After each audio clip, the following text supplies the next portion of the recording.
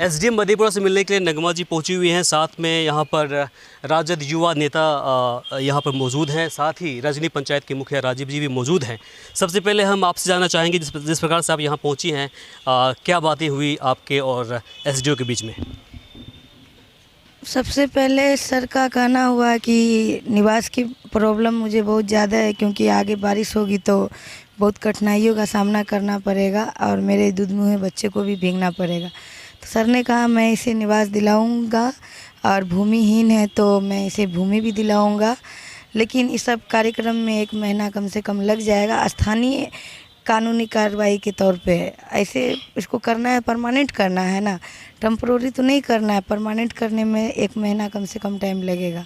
आश्वासन मिला तो लग रहा है कुछ उम्मीद की किरण जाग रही है कि हाँ मेरे दुख कुछ दूर होंगे, लेकिन सर हो जाए तो हम काफ़ी तहे दिल से आप लोगों का और एसडीओ सर का शुक्रिया अदा करते हैं और करना चाहेंगे। पिछले कुछ महीने से आप लगातार परेशान हो रही थी, जिस प्रकार से आपके दरवाजे पे कोई पहुंच नहीं रहे थे, मदद के लिए कोई आगे हाथ बटाने रहे थे, और जिस प्रकार से खबर चलाने के बाद लगातार राजद के युवा नेता लोग वहां पहुंच रहे हैं, बाकी लोग भी पहुंच रहे हैं, मदद कर रहे हैं, उन्हें आप क्या कहेंगी और किस प्रकार से हम लोग को बताएंगे आप? सबसे पहले तो मैं युवा भाइयों को धन्यवाद करती हूँ कि मुझ बेसहारा गरीब बहन के लिए इतना सोचे। कोई रिश्ता नाता नहीं रहते हुए भी इंसानियत के नाते मेरे दर्द को महसूस किया, मेरी तकलीफ़ को महसूस किया, मेरे घर पे गए और आर्थिक रूप से 5100 रुपये से मेरे घर की राशन पानी के लिए मेरी मदद की कि बाबू ये सब ले आओ। तो मैं उनका तहे दिल से शुक्रिया अदा करती हूँ कि आज के इस मॉडल ज़माना मतलबी दुनिया में इंसानियत आज भी ज़िंदा है। और मैं मीडिया वालों को भी बहुत बहुत धन्यवाद शुक्रिया करती हूँ कि जिन्होंने भाइयों तक मेरी आवाज़ पहुँचाई। जो युवा भाई आज मेरे साथ मेरी मदद के लिए खड़े हैं और यहाँ एसडीओ सर के पास भी आए मेरी मदद के लिए, तो मैं सबका शुक्रिया अदा करना चाहती हूँ। पहले दिन में और आज के दिन में क्या फ़र्क आपको दिख रहा है?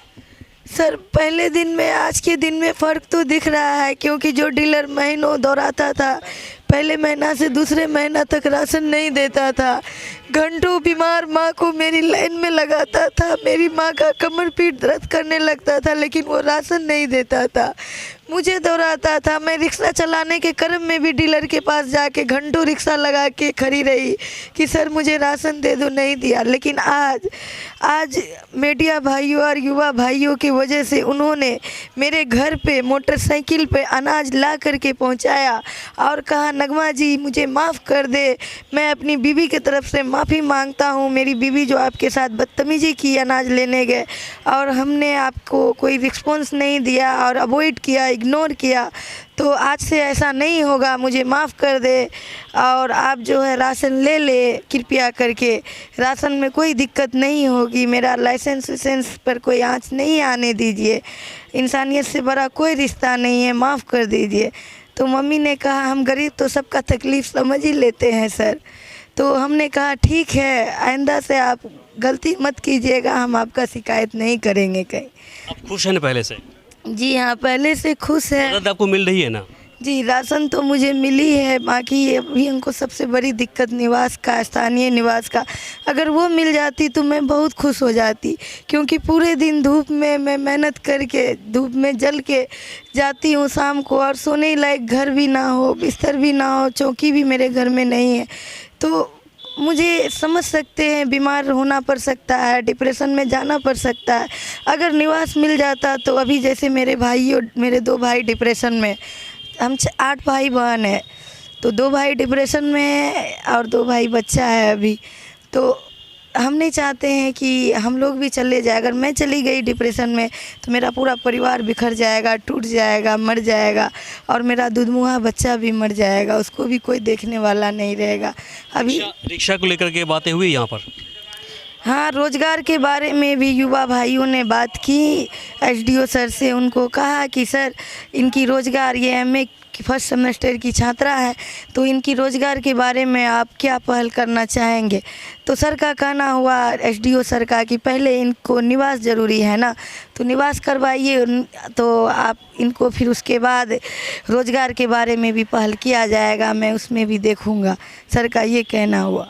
चलिए ठीक है, बाकी जब भी ज़रूरत पड़े हमारी तो हमें याद करिए, हम आपके लिए अवेलेबल हमेशा रहेंगे, ठीक है? जी बहुत बहुत शुक्रिया आप लोगों का। ठीक है। इस पूरे मुहिम के अंदर जिस प्रकार से राजद युवा नेताओं ने अपनी मौजूदगी दिखाई है, काबिल तारीफ़ है। नगमा जी के दरवाजे पर सबसे पहले मजबूती के साथ ये सारे ग्रुप वहाँ पर खड़े रहे और इन्हें इंसाफ दिलाने के लिए, ज़मीन दिलाने के लिए, नौकरी दिलाने के लिए आज एसडीएम मधेपुरा जो ऑफिस है वहाँ तक पहुँच गए हैं। क्या बातें हुई राजीव जी? देखिए, सबसे पहले तो मैं जितने भी मीडिया भाइयों हैं उनको मैं धन्यवाद देता हूं, जो आज आपने ये मुहिम छेड़ा, जो हम लोग के कानों तक ये बात पहुंचा। जब कानों तक बात पहुंचा तो हम लोग के युवा राजद की टीम गठित हुआ, जिसकी अगुवाई आज संजीव भाई, रितेश भाई, विकेश जी, बहुत रितेश जी, सारे मतलब युवा टीम जितने भी मेरे यहाँ के हैं मधेपुरा के, इनको मैं भी धन्यवाद देता हूं, जो इस मुहिम को छेड़ने के लिए खास करके मैं संजीव भाई, रितेश भाई, सबों को मैं तहे दिल से धन्यवाद देता हूं कि मैडम अनीता कुमारी युवा राजद जिला अध्यक्ष के नेतृत्व में जो ये टीम बना है, ये मजबूती से ये गरीबों की सेवा के लिए बना है। मेरा सरकार जो आज गरीबों की हित की बात करता है, गरीबों की जो आज बेबस लाचारों के आवाज़ को बुलंद की तरह आवाज़ उठाने का आदरणीय गरीबों की समस्या लालू जी के सेना की तरह, और भविष्य बिहार के युवा के भविष्य और आने वाले समय युवा की धड़कन आदरणीय उप मुख्यमंत्री तेजस्वी जी के नेतृत्व में जो युवा टीम बना है, ये आवाज़ एसडीओ साहब, डीएम साहब, उप मुख्यमंत्री के पास नगमा जी की आवाज़ जाएगा।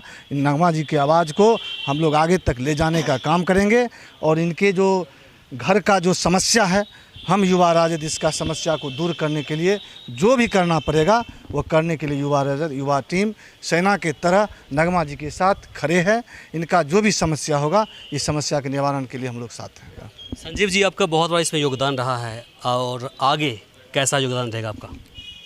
देखिए, हम सबसे पहले आप सभी पत्रकार बंधुओं का दिल से साधुवाद करते हैं, चूँकि देश के चौथा स्तंभ आप हैं। आपने समाज के एक बच्ची की समस्या, एक परिवार की समस्या को सामने लाया, समाज की आँख खुली, हम लोग को जानकारी हुई आप लोगों के माध्यम से, हम लोग इनके घर तक पहुँचे 20 जून को। आज 22 जून है। 20 जून को हमने संकल्प लिया था, युवा राष्ट्रीय जनता दल का डेलीगेशन संकल्प लिया था। नगमा बहन आपके बगल में है, हमने इनको आर्थिक मदद किया था जो हमसे बन पाया था। हमने संकल्प लिया, एक भाई के तरह, एक पिता के तरह, साय के तरह आपके साथ खड़े रहेंगे। यह केवल बोलते नहीं है, करके दिखाएंगे। 20 को मिले, 22 को आज इनके साथ यहाँ अनुमंडल पदाधिकारी महोदय के पास खड़े हैं। और यहाँ ही नहीं, आगे भी बहुत सकारात्मक बात हुई है अनुमंडल पदाधिकारी महोदय से। यंग हैं, वो पीड़ा को समझे और इतना आश्वासन दिए हैं कि स्टेप बाय स्टेप इनके सभी समस्याओं का परमानेंटली निदान करेंगे। इनके रोजगार की बात हुई, इनका जो अभी घर की समस्या है, रास्ते की समस्या है, आपके सामने खड़ी है। राशन कितने लंबे समय से बंद था, भाई हमारे न्यूज़ पत्रकार वाले लोग थे उस दिन, एमओ साहब से हमने बात किया था, आज घर पे राशन पहुंचाया है। तो हम लोग चुप बैठने वाले नहीं हैं। लालू प्रसाद यादव और तेजस्वी यादव के सिपाही ही हैं, गरीबों के मददगार में हमेशा खड़े रहने वाले लोग हैं, बोलने में नहीं करने में यकीन रखते हैं।